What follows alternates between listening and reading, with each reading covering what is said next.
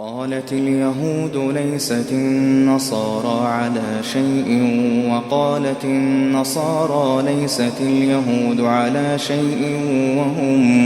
وهم يتلون الكتاب كذلك قال الذين لا يعلمون مثل قولهم فالله يحكم بينهم يوم القيامة فيما كانوا فيه يختلفون ومن أظلم ممن منع مساجد الله أن يذكر فيها اسمه وسعى في خرابها أولئك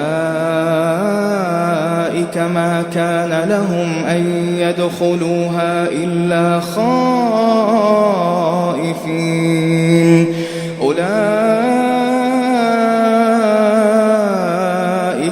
ما كان لهم أن يدخلوها إلا خائفين لهم في الدنيا خزي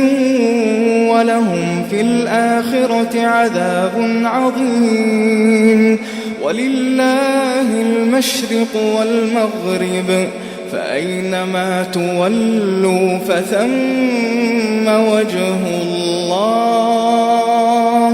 إن الله واسع عليم وقالوا اتخذ الله ولدا سبحانه بل له ما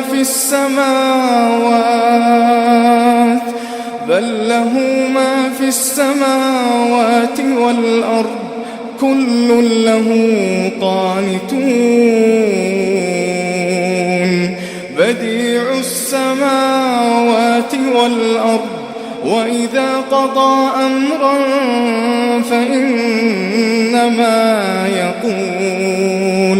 فإنما يقول له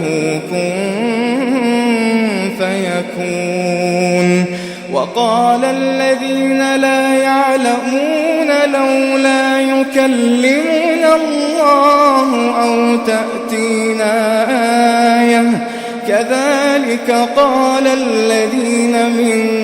قبلهم مثل قولهم تشابهت قلوبهم قد بينا الآيات لقوم